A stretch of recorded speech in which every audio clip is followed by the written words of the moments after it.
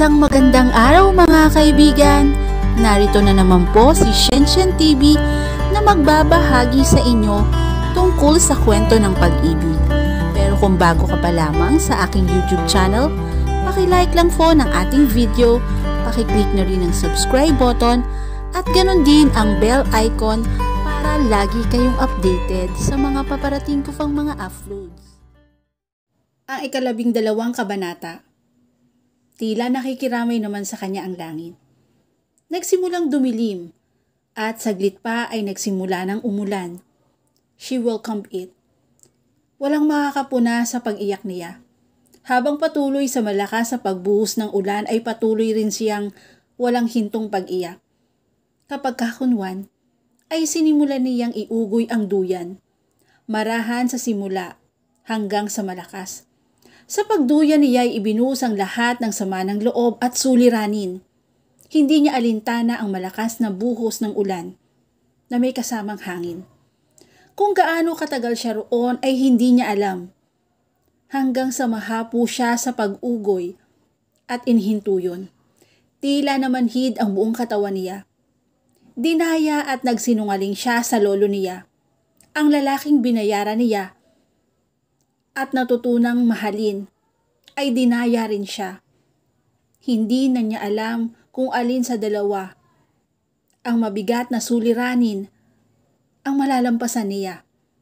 Higit sa lahat, natatakot siya sa maaaring mangyari sa lolo niya sa sandaling malaman nito ang kanyang ginawa. At kung magpapakasal siya sa babaeng si Conchita, hindi siya nakakatiyak na hindi ito gagawa ng masama. Muli siyang inugoy ng hangin. She found herself humming a sad tune. Ang luha niya ay nakikipagsabayan sa mga patak ng ulan. Bahagya na niyang naririnig ang malakas na pagtawag sa kanyang pangalan. Joanna! Si Ram, na hinawakan siya sa magkabilang balikat. Anong ginagawa mo dito? Bakit ka naririto at nagpapaulan? Gusto mo bang magkasakit?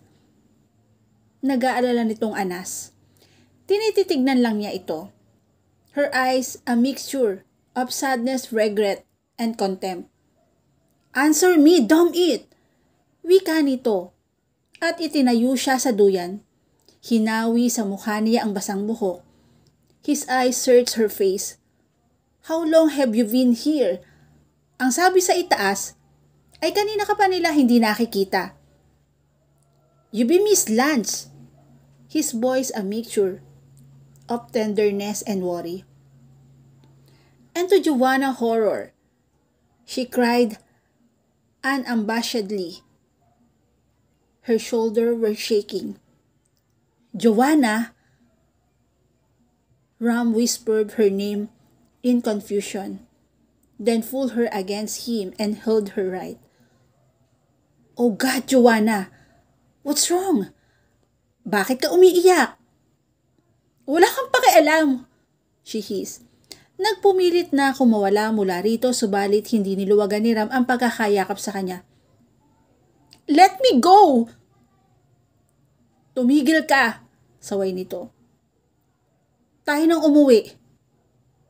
No! Gusto mo bang magkasakit? I don't care if I die now. She cried and felt him stiffened. At sinamantalan niya yon upang muling makawala rito. Subalit, nasayang lang ang lakas niya dahil nanatiling nakakulong siya sa mga braso nito. Hindi niya inaasahan ang sunod nitong ginawa. He bent his head and kissed her hard, muffling her cry. Gusto niyang ubusin ng lakas upang itulak ito subalit ang init na hatid ng halik nito ay sapat upang tanggalin ang lamig na bumabalot sa katawan niya. She wanted to hate him subalit kahit na ano pa siguro ang mangyari. Hindi niya kayang pigilin ang sarili. Namahalin ito. Nang iwan nito ang mga labi niya ay umiiyak si Ram at binuhat siya. Tayo nang umuwi. Magkakasakit ka sa ginagawa mo. At nag-aalala ang lolo mo. Huminto siya sa pagpoprotesta. Inihilig ang ulo sa dibdib nito.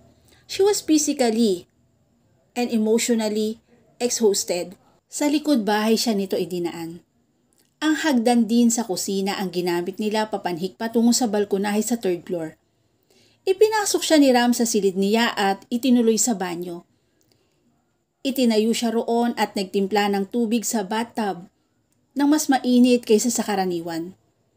Tinimplahan niya ng bubble salt. Pagkatapos ay binalingan siya at isa-isang tinatanggal ang basang damit niya. No. Modesty. Not appropriate of this point in time, Joanna. Wika nito sa mababang tinig. Beside, asawa kita, hindi ba?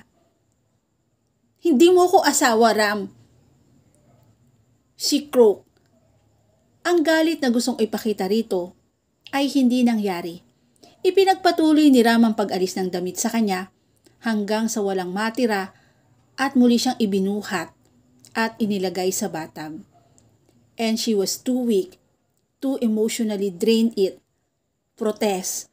Gusto man niyang mapahiya at hindi makapangibabaw, dinampot ni Ram ang sponge at banayad na hinaplos sa katawan niya. Leave me, Ram. No.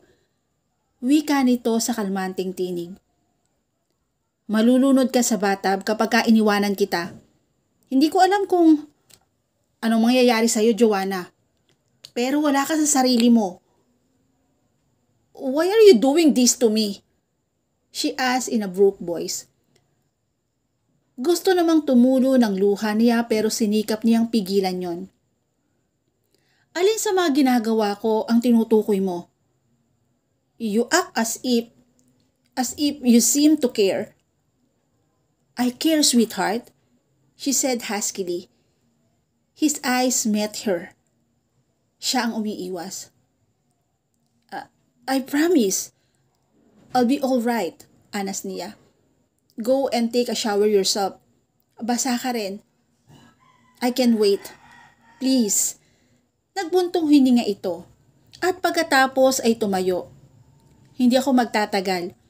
Ipinikit niya ang mga mata nang lumabas ito ng banyo. Hindi niya maintindihan ang sariling damdamin. Nagagalit siya rito subalit bakit umaamot siya sa panandalian at pakunwaring pag-alala nito. Hindi pumayag si Ram na hindi niya kainin ang mainit na sopas na ipinanhik nito. Nang mapakalahati na niya ang laman ng bowl, ay nahiga siya. Hinihila siya ng antok at nagsisimula ng mag-init ang pakiramdam niya. Hindi naman siya tulog kaya naririnig niya ang marahang ungol sa silid ni Joanna. Agad siyang lumipat sa kabilang silid. Binuhay niya ang lampshade sa ibabaw ng night table. Pabiling-biling si Joanna sa higaan. Moaning softly, Joanna. I'm cold. Sagot nito subalit nakapikit. She was shaking. May palagay si Ram na hindi nito alam na naroroon siya. Worriedly naupo siya sa gilid ng kama. Dinama ang noo at pisngi niya. You are burning with fever. Anas ni Joanna was moaning and murmuring. She was actually delirious. Mataas ng araw na magmulat ang mga mata. Sandali siyang nasilaw sa liwanag na pumapasok sa bintana. Nagulat pa siya nang mapuna ang maliliit na planggana at face towel sa side table.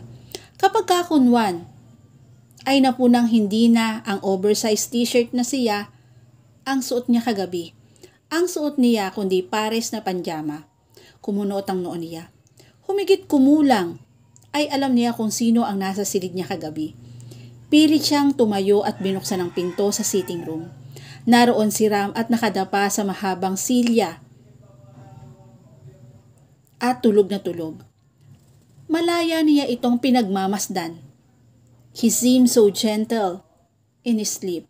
He was naked from the waist up, his bare back exposed. Parang kay sarap damhin ang muscle nito sa mga balikat at braso. Naramdaman marahil nito ang pagmamasid niya rito. At gumalaw ito. He stretched his body at tumagilid at humarap sa kanya. Ang antok ay biglang naglaho nang makitang nakatayo siya roon. Agad itong nagbangon. Bakit bumangon ka na? Mabuti na ba ang pakiramdam mo?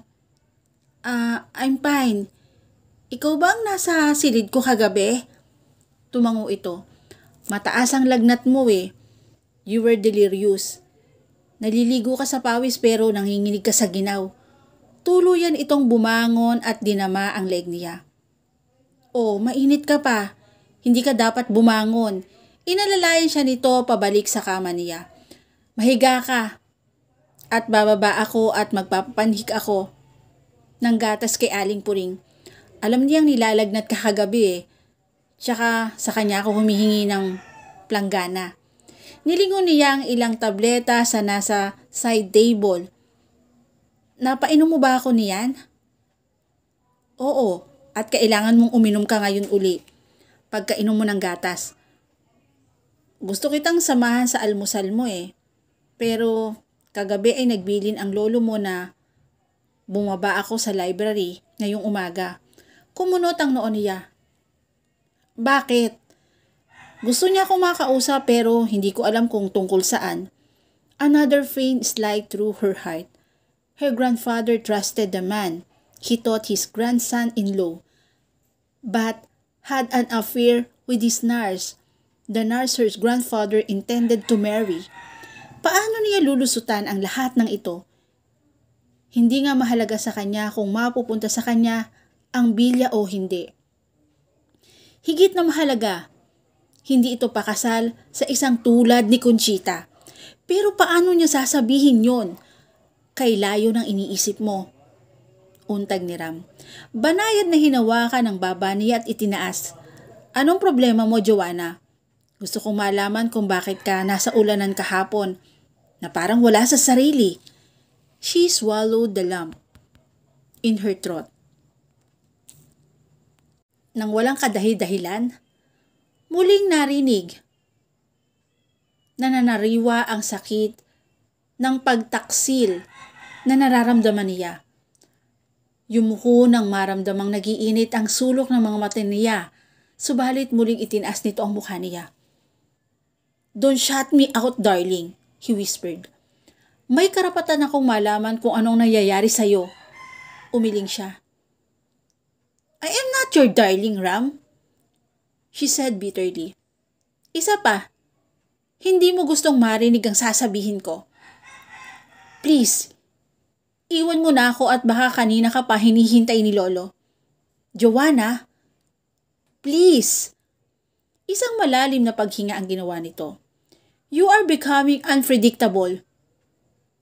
You are probably growing up. Pero gusto kong malaman mo kung anong nangyayari sa'yo. Let's talk later. At ubiling tinalikuran siya nito. Kanina pa siya nito. Naguguluhan at dahil paruot pa rito sa silid niya. Tama si Conchita.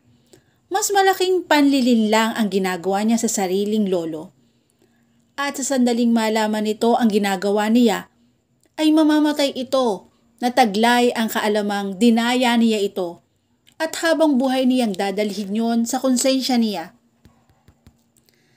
Tulad din ang gagawin ni Conchita. Kung ngayon pa lang ay nagawa nitong pagtaksila ng lolo niya, paano pa kung kasal na ito sa abuelo? And all because of her, dahil lang sa paghahangad niyang huwag mapunta ang bilya sa iba, and she could not even warm him without exposing herself. She was at loss. Kung bababa siya at magtatapat ay hindi niya magagarantiyahang ang pagiging resulta niyon ng kanyang abuelo. At kung hindi naman ay matutuloy ang plano nitong pakasal kay Conchita. Wearily, sumulyap siya sa wall clock. It was late in the morning. May 2 oras pa bago ang pananghalian. Nakita niya mula sa bintana na umalis si Ram 1 oras matapos itong makipag-usap sa lolo niya. Nahihilo pa siya pero bumaba siya upang kausapin ito. At dito na po natatapos ang chapter 12 ng aking kwento. Muli po, samahan niyo po ako muli sa susunod pang kabanata. Thank you for watching and God bless all.